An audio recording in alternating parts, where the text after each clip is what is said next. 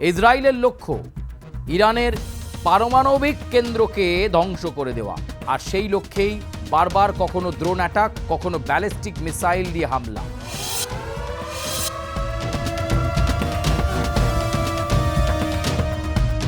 যদি আমেরিকা নেমে পড়ে তাহলে কিন্তু দক্ষিণ পশ্চিম এশিয়ার অনেক দেশ লিপ্ত হয়ে যাবে যুদ্ধে। তৃতীয় বিশ্বযুদ্ধের পরিবেশ তৈরি হয়ে যাবে।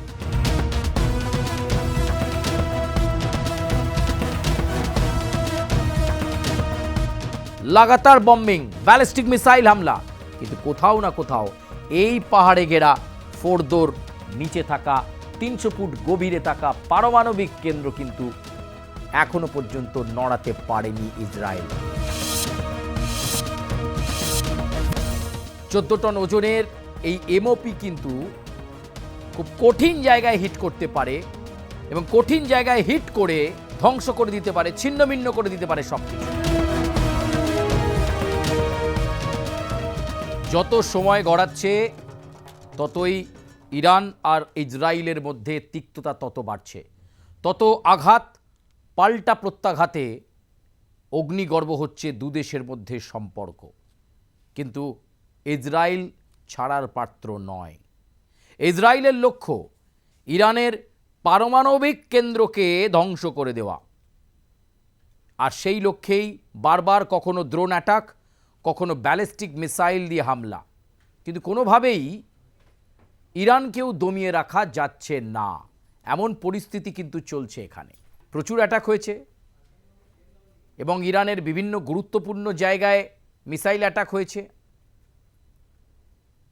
কিন্তু যে জায়গাটায় ইসরায়েল হিট করতে পারছে না সেটা হচ্ছে ফোর্দো ঘাঁটি। এই ফোর্দোতেই রয়েছে ইরানের পারমাণবিক কেন্দ্র এবং যেখানে পারমাণবিক অস্ত্র তৈরির জন্য এই প্লান্ট, সেই প্লান্ট এইখানেই রয়েছে। যে ইমেজ আমরা দেখতে পাচ্ছি পাহাড়ে ঘেরা ফোর্দো, এই পাহাড়ে ঘেরা ফোর্দোর যে ভৌগোলিক অবস্থান, এমনভাবেই সেখানে পারমাণবিক কেন্দ্রটাকে গড়ে তোলা হয়েছে। কোনো শত্রু দেশ চট করে সেখানে কোনো অত্যাধুনিক মিসাইল হামলা হোক বা যে কোনো স্ট্রাইক হোক, ওই পারমাণবিক কেন্দ্রে আক্রমণ ঘটাতে পারবে না। পাহাড় থেকে প্রায় 300 ফুট নিচে, 300 ফুট গভীরে, ফলে এত গভীরে গিয়ে হামলা চালিয়ে সফল হতে পারছে না ইসরায়েল, এবং যে কারণে গোটা ইরানকে কাঁপিয়ে দিলেও এখনো পর্যন্ত কিন্তু ফোর্দোর এই পারমাণবিক সেন্টারে কোনো ক্ষতি করা যায়নি। বোমারু বিমান, ব্যালিস্টিক মিসাইল হামলা, একটার পর একটা লাগাতার হামলা, কিন্তু তার মধ্যেও ইরান তার ফোর্দো নিউক্লিয়ার সেন্টারকে সুন্দরভাবে বাঁচিয়ে রেখেছে।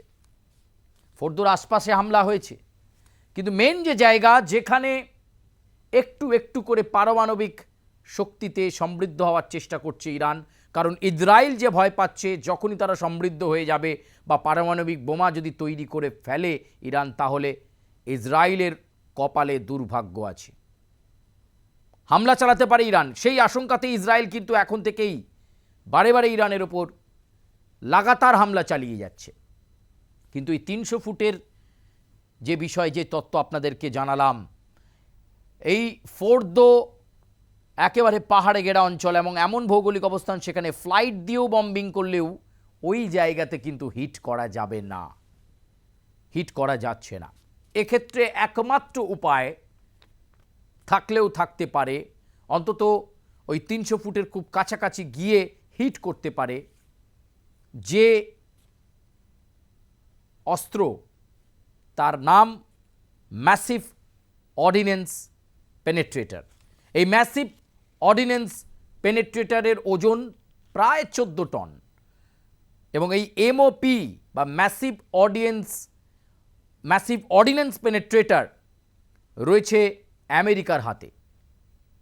14 টন ওজনের এই এমওপি কিন্তু খুব কঠিন জায়গায় হিট করতে পারে এবং কঠিন জায়গায় হিট করে ধ্বংস করে দিতে পারে, ছিন্নভিন্ন করে দিতে পারে সব কিছু। আমেরিকা এই এমওপি কি ইসরায়েলকে দেবে, নাকি যে 2 সপ্তাহ সময় ডোনাল্ড ট্রাম্প দিয়েছেন, ইরান বৈঠকে বসতে নারাজ রয়েছে। যদি তারা বৈঠকে না বসে তাহলে কি আমেরিকার সরাসরি ইরান ইসরায়েলের মধ্যে নাক গলাতে শুরু করবে এবং নাক গলিয়ে এই ম্যাসিভ অর্ডিন্যান্স পেনেট্রেটর দিয়ে ফোর্দোতে বজ্র আটুরির মধ্যে থাকা সেই পারমাণবিক কেন্দ্র কি আমেরিকাই ধ্বংস করে দেবে? এই বিষয়টা আসছে এবং ইতিমধ্যেই দক্ষিণ পশ্চিম এশিয়ার বিভিন্ন দেশের মধ্যে অস্থিরতা তৈরি হয়েছে, লেবাননে তৈরি হয়েছে, এছাড়াও বিভিন্ন জায়গায় বিভিন্ন সশস্ত্র গোষ্ঠী তারা লড়াইয়ে নেমে পড়ছে। ফলে আস্তে আস্তে করে একটা তৃতীয় বিশ্বযুদ্ধের পরিস্থিতি বা প্রেক্ষাপট তৈরি হচ্ছে। কিন্তু এর মাঝে আবারও বলবো, ফোর্দো যে সেন্টার, সেই সেন্টার হিট করাই এখন ইসরায়েলের লক্ষ্য। এমনকি ইসরায়েল ও আমেরিকাকে বারবার জানাচ্ছে যে প্রায় 2000 সাল থেকে একটু একটু করে ইউরেনিয়াম সংগ্রহ করে পারমাণবিক অস্ত্রতে, পারমাণবিক শক্তিতে সমৃদ্ধ হওয়ার জন্য ইরান চেষ্টা করে চলেছে এবং সেই চেষ্টাকে সফল হওয়ার জন্য ফোর্দোর এমন এক পাহাড় ঘেরা জায়গায় 300 ফুট নিচে তারা তাদের পারমাণবিক কেন্দ্র করেছে, যেখানে শত্রু দেশের পক্ষে হিট করা সম্ভব নয়। আমেরিকা পারে তাদের এমওপি দিয়ে, এই ম্যাসিভ অর্ডিন্যান্স পেনেট্রেটর দিয়ে, যার ওজন 14 কেজি, এই 14 টন ওজনের এই জিনিসটি হিট করলে ধ্বংস হয়ে যেতে পারে ফোর্দো। কিন্তু আমেরিকা কি সেটা করবে? এই প্রশ্ন উঠছে এবং যত সময় গড়াচ্ছে ততই ইসরায়েল এবং ইরানের মধ্যে প্রত্যাঘাত পাল্টা প্রত্যাঘাতের পরিবেশ তৈরি হচ্ছে। ইরানকে ছিন্নভিন্ন করে দেওয়ার চেষ্টা চলছে, তেহরানের ওপর আক্রমণ, লাগাতার বম্বিং, ব্যালিস্টিক মিসাইল হামলা।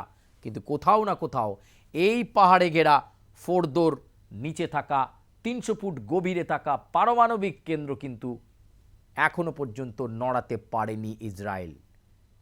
সামরিক অভিযান করলেও ইসরায়েল কিন্তু এক্ষেত্রে ইরানের এই পারমাণবিক কেন্দ্রকে ধ্বংস করতে বা হিট করতে সফল হয়নি। আর সেটাই ভাবাচ্ছে ইসরায়েলকে, আর যে কারণে ইসরায়েল লাগাতার চেষ্টা করছে। কিন্তু যখনই তারা এই পাহাড়ে ঘেরা ফোর্দোর আশপাশে চলে যাচ্ছে তখনই কিন্তু তারা সফল হচ্ছে না। শুধু এখানেই শেষ নয়, এই ফোর্দো সেন্টারের বাইরে রয়েছে রাশিয়ার দেওয়া S-300। এই S-300ও কিন্তু শত্রুপক্ষের আক্রমণকে আটকে দিতে পারে। এই S-300 রয়েছে ইরানের ফোর্দো সেন্টারের বাইরে, ফলে কোনোভাবেই আঘাত আনা যাচ্ছে না। শেষমেশ কি এমওপি দিয়েই কিছু করা যাবে? এই প্রশ্নই কিন্তু এখন ইসরায়েলের মাথায় ঘোরাফেরা করছে। আমেরিকা সময় দিয়েছে 2 সপ্তাহ, তারপর কি আমেরিকা সরাসরি নেমে পড়বে? যদি আমেরিকা নেমে পড়ে তাহলে কিন্তু দক্ষিণ পশ্চিম এশিয়ার অনেক দেশ লিপ্ত হয়ে যাবে যুদ্ধে, তৃতীয় বিশ্বযুদ্ধের পরিবেশ তৈরি হয়ে যাবে। এমন একটা পরিস্থিতির মধ্যে ইরান এখন তাদের ফোর্দোকে বজ্র আঁটুনি করেই পারমাণবিক শক্তিতে সমৃদ্ধ হওয়ার স্বপ্ন এখনও তারা দেখছে। সেই স্বপ্ন কিন্তু এখনও তারা ছাড়েনি। আমরা স্যাটেলাইট ইমেজ দেখছি, সেই স্যাটেলাইট ইমেজে আমরা দেখতে পাচ্ছি এই পাহাড়ে ঘেরা সেই ফোর্দোর ছবি, যে পাহাড়ে ঘেরা জায়গার মধ্যে বারবার Israel strike, ballistic missile, air attack করার চেষ্টা করেও অসফল হয়ে ফিরতে হয়েছে তাদের। ফলে কৌশলে কোথাও না কোথাও ইরান কিন্তু তার পারমাণবিক সেন্টারকে একেবারে বাঁচিয়ে রেখেছে। 2 সপ্তাহ পরে কি ঠিক কী হবে, কি হতে চলেছে 2 সপ্তাহ পর, অবশ্যই আমাদের নজর থাকবে। আপনারাও নজর রাখবেন এবং ইরান এবং ইসরায়েলের এই যুদ্ধ পরিস্থিতির আপডেট নিয়ে আপনাদের কাছে আবার আসবো। তবে আপাতত আপনাদেরকে জানিয়ে রাখি, ফোর্দোর পারমাণবিক কেন্দ্র বাঁচিয়ে রাখার জন্য ইরান কিন্তু বদ্ধপরিকর, আর ইসরায়েলও বারবার চাইছে আমেরিকাকে সঙ্গে নিয়ে এমওপি দিয়ে, ম্যাসিভ অর্ডিন্যান্স পেনেট্রেটর দিয়ে ওই ফোর্দোর পারমাণবিক কেন্দ্রকে ধ্বংস করে দিতে। ইরানকে শেষ করে দেওয়া তাদের লক্ষ্য নয়, ইরানের পারমাণবিক শক্তিকে শেষ করে দেওয়াই ইসরায়েলের লক্ষ্য। দেখা যাক কি হয়, কি পরিস্থিতি কোন দিকে দাঁড়ায়।